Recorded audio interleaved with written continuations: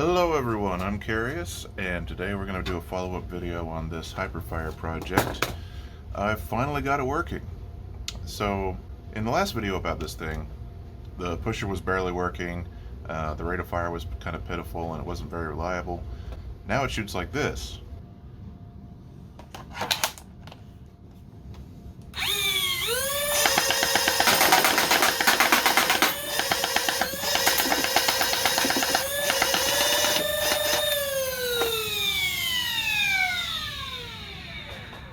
So yeah, it's working a lot more smoothly.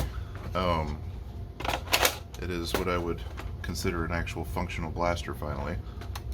So what we've got is a HyperFire that actually uses these Dominator mags and works.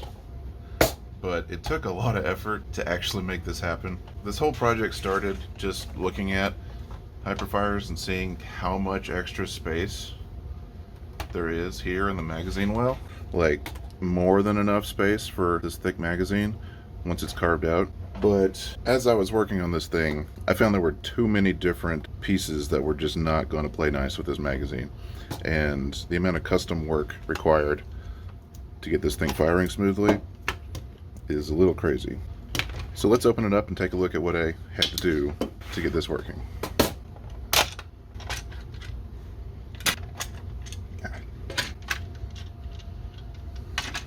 So at first glance, this looks like a pretty standard HyperFire, but the closer you look, the weirder it's going to get. Obviously, we have this little funnel here to try to get the darts that can be within roughly 2 darts worth of space to go into this flywheel cage. The cage is pretty much the most normal part of this build. It's just a printed HyperFire cage with, I think, Krakens and some cyclone wheels. The first thing that really went weird with this is the pusher. So, normal HyperFire pusher, you've got these tiny little nubs that are not going to engage the darts properly. So I have a belt that I printed out of TPU with these huge T-shaped notches that will grab darts from either side as they're coming out of this double stack magazine, and that actually engages pretty well. But you can't just print a belt like this and put it into this setup because, for one, the T's not going to even fit. You can see I carved out quite a bit of space here to let the belt actually go around. And there are a few other changes here. You've got the main drive gear here. You can tell this inner gear, the smaller one, is way smaller than this one. And that's to actually give it the space to go in between the gear that interfaces with this one. So instead, I've made my own gear out of some old printer parts that interfaces with the belt and gives it way more space here. And since I did that, this whole gear had to move to keep the same belt tension. So you can see this has been moved like a 1/4 inch this way so that the belt tension is still correct for the same size belt. So that's already a lot of changes.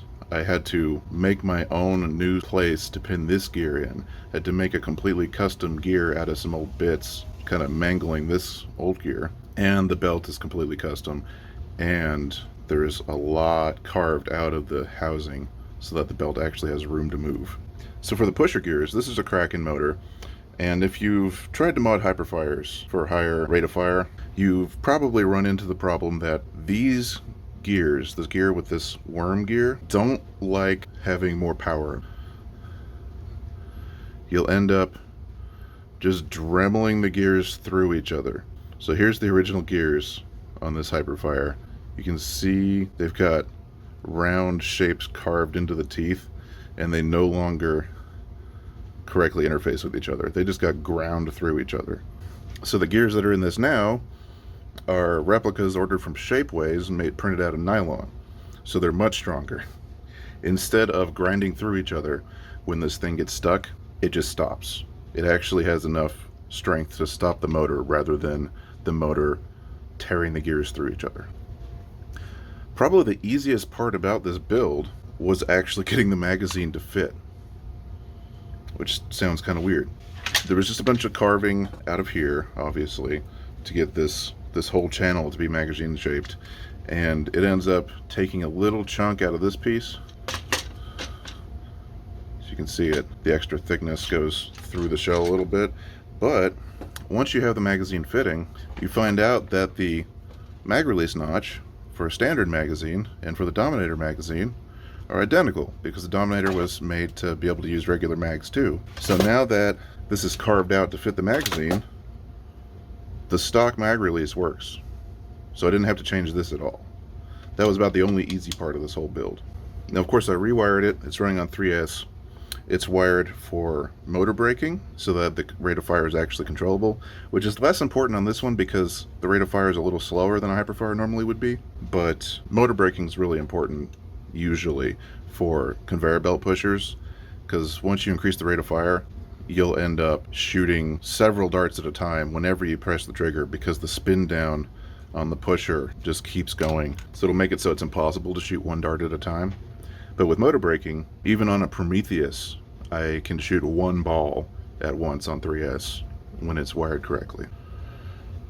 You see, I minimized it because I like the ergonomics better of the handle without that awful thumb hole stock.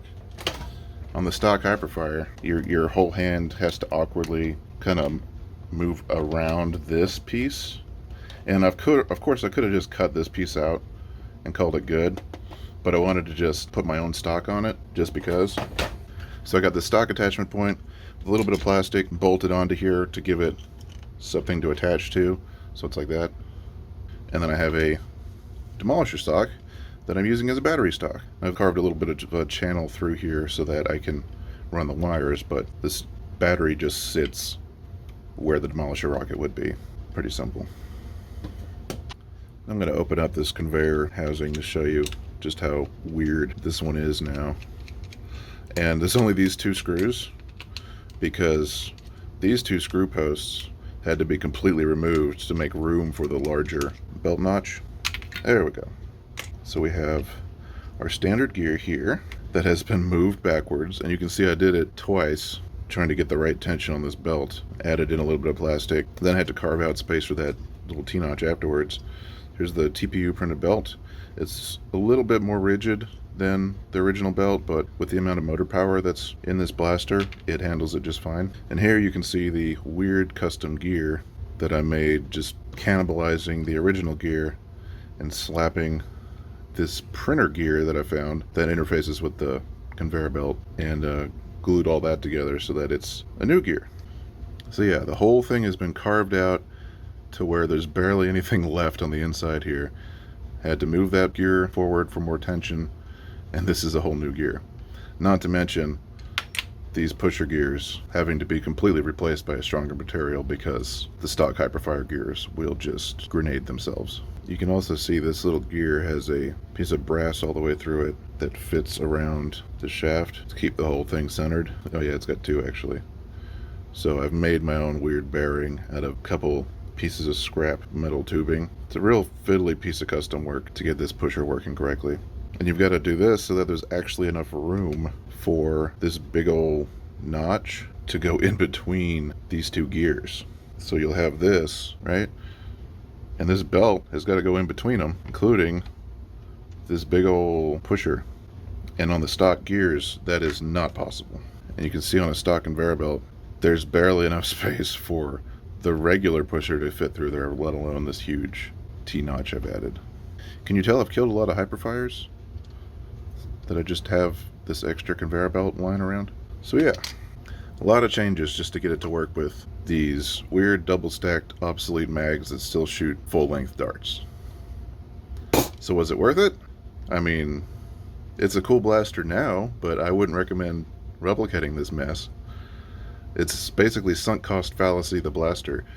I got this fitting in here and working, and as you saw in the previous video, it was like kinda halfway working with a different belt that had notches, bigger notches, but not quite this big. Like big enough that it helps a regular HyperFire, but was not good enough for the Dominator magazines. And I just kind of kept tweaking it until it worked.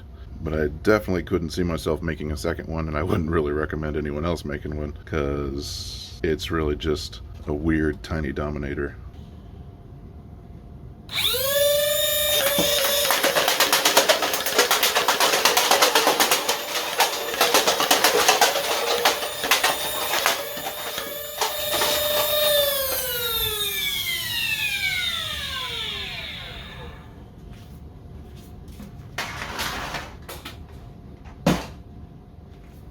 So it's definitely been a while since I posted anything, but I'm going to cautiously optimistically say that I am back and I want to be doing videos again.